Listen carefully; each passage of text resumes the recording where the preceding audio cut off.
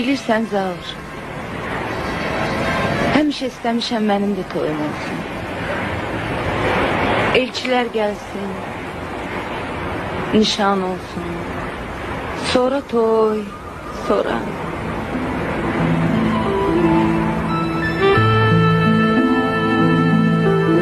Bilirəm, bunlar hamısı sənin başına gələcək.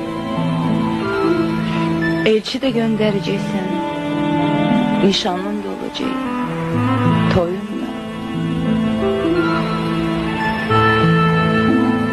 Amma heç vaxt məni unuda bilməyəcəksən, heç vaxt.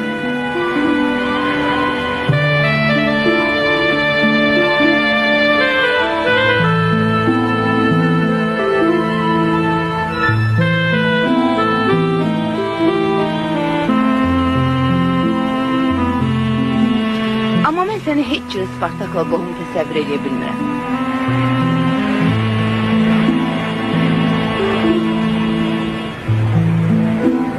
Deyirlər, bacısı çox gözəl.